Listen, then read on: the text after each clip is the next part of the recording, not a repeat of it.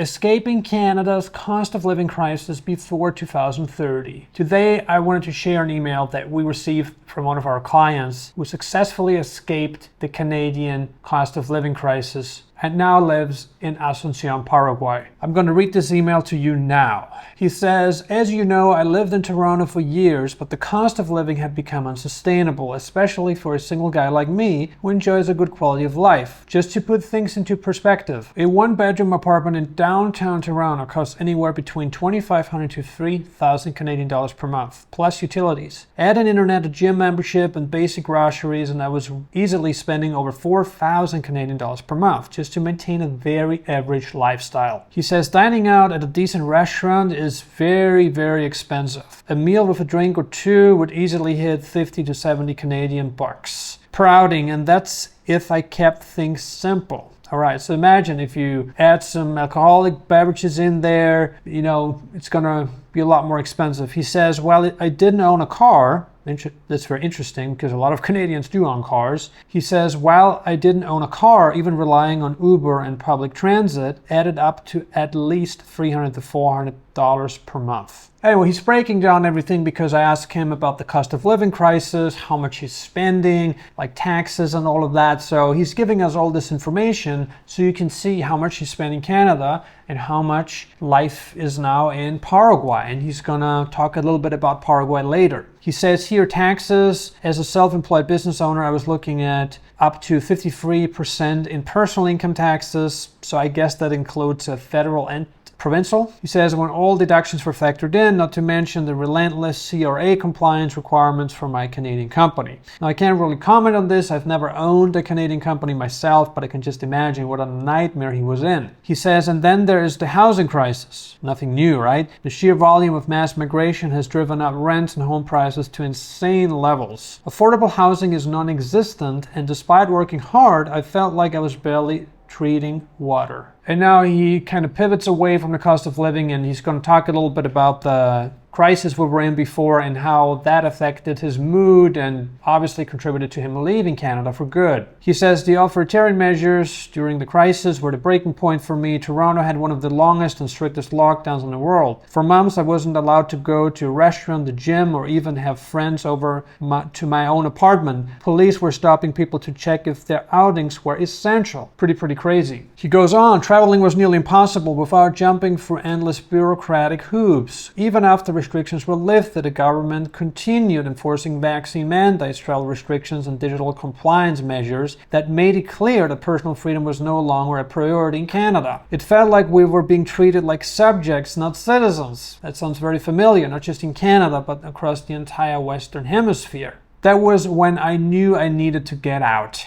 He says here, let me talk a little bit about the tedious process of leaving Canada and cutting tax residence. Now, we all know that leaving our native country or our country of tax residence, it can be very problematic. Oftentimes, it's not instantaneous, and it can take months or even longer than a year. He says the biggest challenge in all of this was getting out of the Canadian tax system. Now, that's interesting. You would think that once you have your income problem solved, you have savings, you have a successful company, you can just leave and get out of the system. But he says this is not the truth. He says it's not enough to simply leave. The government makes it incredibly difficult to stop being a tax resident. Here's what I had to do. 1, declare non-residency. I had to inform the CRA, which is the agency, right, of my non-residency status by filing a form. However, filling this out can be risky as the CRA may still try to claim you as a tax resident, because there's certain things you have to do to leave the Canadian tax net, right? You have to cut ties with Canada. Even if you leave, but you haven't cut ties with Canada, technically you're still part of the Canadian tax system. So you have to really be careful about this, know all the norms, and cut all the ties necessary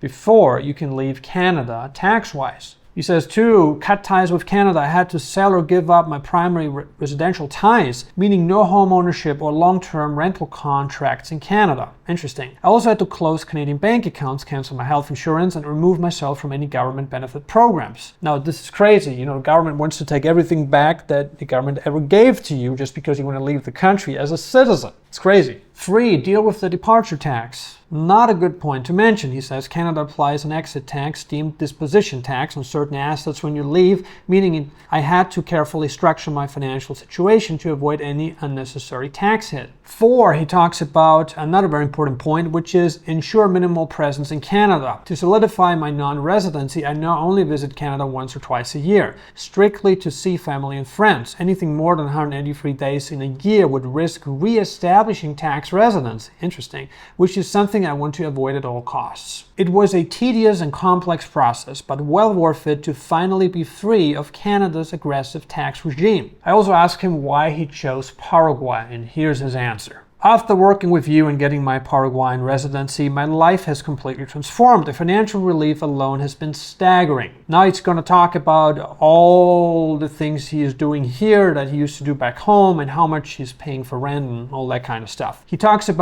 He says, my rent for a modern 1-bedroom apartment in Asuncion, I pay roughly $700 a month, including utilities. That's only 30% of what I used to pay in Toronto. Dining out at a high-quality restaurant, I now spend $15 or $25 for a fantastic meal. I think that's US, right? That's not going to be Canadian. That's definitely US. And he says that's about 25 to 40% of what I paid in Canada. The warm climate means I no longer deal with the brutal Toronto winters that drained my energy and affected my mood. The weather alone has dramatically improved my quality of life. The expat community here is growing. That's something that I also mentioned on the channel, months ago, because I also personally witnessed a change happening right here in Asuncion, Paraguay. And I've met some incredible people from the US, Canada, and Europe who share my mindset. People who value financial freedom, better living conditions, and a more relaxed way of life. He goes on, he says, while Paraguay has given me personal freedom, I also want to optimize my business structure. As you know, running a Canadian corporation is a compliance nightmare with endless reporting requirements, payroll deductions, and a tax burden that makes it nearly impossible to scale. I'm now looking at setting up either a non-domicile US LLC, and that's, by the way, one of the best structures that you can get for the least amount of money, and that's what we recommend too. Getting a non-domicile US LLC is just one of the best things you can do.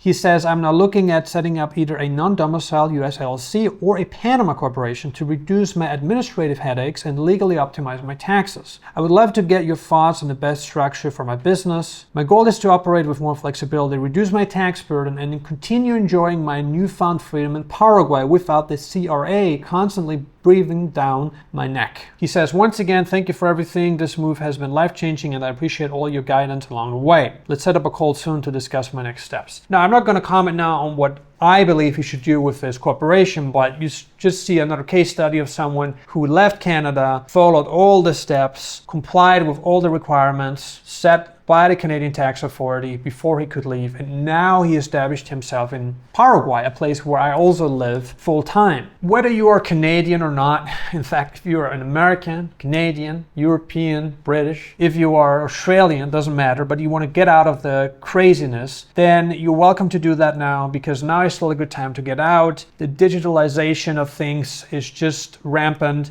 and chances are getting out will be more difficult 3 to 5 years from now. That's why we recommend getting out before 2030, the time the 2030 agenda should be fully implemented. It could also be fully implemented before 2030. If you're interested in relocating to a more tax-friendly location that offers more personal freedom, less government, a better quality of life, please book a consultation with us today. Go to nomadelite.com. I really look forward to talking to you. Thank you so much for watching, and I look forward to welcoming you to Latin America.